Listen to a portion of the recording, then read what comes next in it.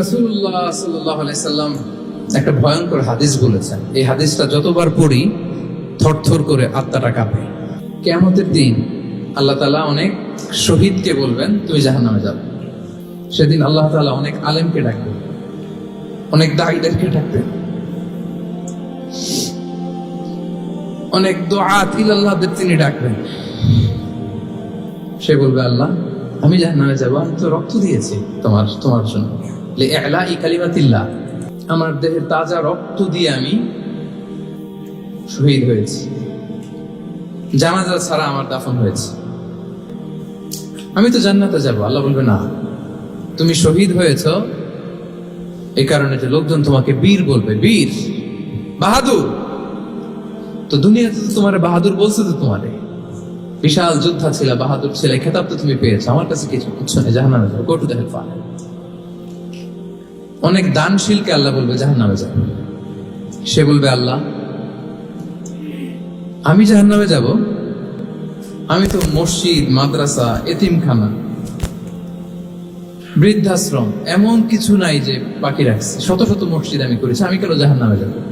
আল্লাহ বলবে না, তুমি দান করেছিলে এই জন্য যে লোকজন তোমার দানশীল বলবে, দানবীর বলবে, আদেম তাই বলবে, ওইটা তো তোমাকে বলা হয়েছে, জাহান্নামে যাও, আমার কাছে কি চাও, go to the hell fire.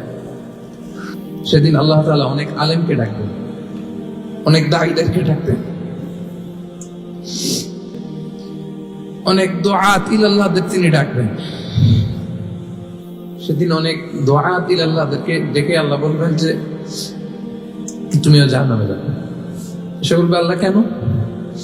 আমি মানুষকে কোরআন শিখিয়েছি, আমি মানুষকে হাদিস শিখিয়েছি, আমার কথা শুনে অনেক নামাজ ধরেছে, আমার কথা শুনে অনেকের দাড়ি রেখেছে, আগে সুদ খেত, আমার কথা শুনে সুদ বন্ধ করেছে,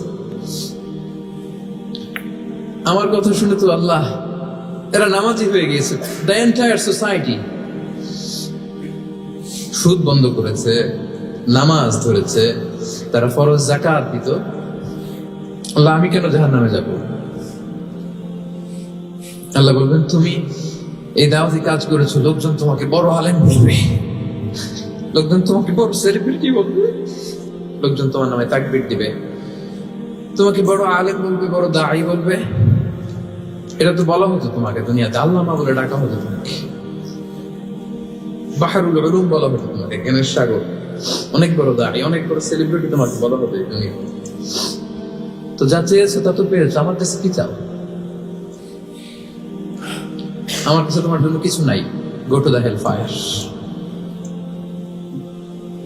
তুমিও জাহান্নামে যাও। আল্লাহ ওইরকম আলেম হওয়া থেকে আমাদেরকে তুমি বাঁচাও, ওইরকম দাঈ হওয়া থেকে তুমি আমাদেরকে বাঁচাও। আল্লাহ লোক দেখানো মানসিকতা, এই শখ থেকে আল্লাহ তুমি আমাদেরকে হেফাজত করো। তাহলে 4 নম্বর যে রোগ আমরা চিনে ফেলছি না, এটার নাম কি? রিয়া। নামাজ পড়তেছি, মানুষ আমার এই বড় মুসল্লি বলে, হজ করে আসছি যেন আমার নামের আগে আলহাজ লাগায়, যাকাত দিচ্ছি, যাকাতের শাড়ি লুঙ্গি, দানবীর, শিল্পপতি, এটা যেন বলে, জেহাদের ময়দানে গিয়েছি, ইসলামের জন্য মিছিল দিচ্ছি, যাতে মিডিয়াতে আমাকে সবার আগে দেখা যায়। আল্লাহ বলবে go to the hell fire, জাহান্নামে যাও। এগুলো একটাও আমার জন্য করো নাই, তুমি যা চেয়েছিলে দুনিয়াতে তুমি সেটা পেয়েছো, আমার কাছে কিচ্ছু নাই, আমার কাছে তোমার জন্য যাও। আল্লাহ এরকম দানশীল হওয়া থেকে, এরকম আলেম হওয়া থেকে, এরকম বীরত্ব দেখানো থেকে আল্লাহ তুমি আমাদেরকে হেফাজত করো। আল্লাহ রিয়া থেকে আমাদের এই কলবটাকে তুমি মুক্ত করো। আল্লাহ আমরা যা করবো কেবলমাত্র শুধুমাত্র তোমার সন্তুষ্টির জন্য, তোমাকে দেখানোর জন্য যেন করতে পারে। আল্লাহ তুমি তৌফিক দান করো।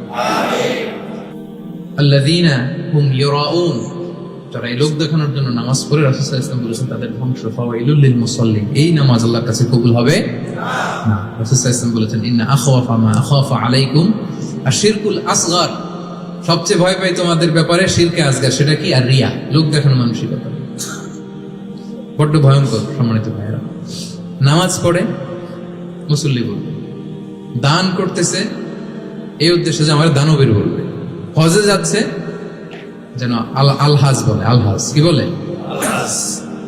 এই আলহাজের ওয়াজ করতে করতে আমি শেষ। মানে মানসিকতাটা এটা, মানে কবে আলহাজ হবো, কবে আমার মাইক থেকে বলবো আলহাজম লিখে নেন, এই হজ কবুল হয় নাই, লিখে দিব আমি। কারণ আপনি তো আল্লাহ সন্তোষের জন্য করেন নাই। একটা গল্প শুনেছি এরকম, পুরান ঢাকার এক লোক ওই হজের ফরজ তাওয়াফটা যেদিন 10 জিলহজ 4টা চক্কর দিয়ে খুব ক্লান্ত হয়ে গেছে, তো মেয়ে ফোন দিছে, কয় মা একটু পরে কথা কইতেছি, আর মাত্র 3টা দিয়ে মাগার আলহাজ হয়ে যেতেছে, আর মাত্র 3টা বাকি, 3টা দিলে আলহাজ হয়ে যাবো।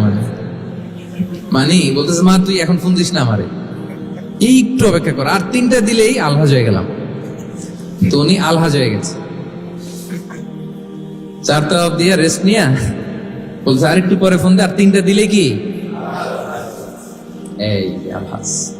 আরেকটা গল্প শুনেছি এরকম, হজ করে এসে এলাকার দোকানে বাকি খায়, তো যে বলতেছে এই বাকি খাতাটা বের করতো, টালি খাতাটা বের করছে, তো দোকানদার বেচারা মহা খুশি, ভাবছে মনে হয় হজ করে আসছে, আর এই দেনা পাওনার ইঞ্জিন মনে হয় আর রাখতে চায় না।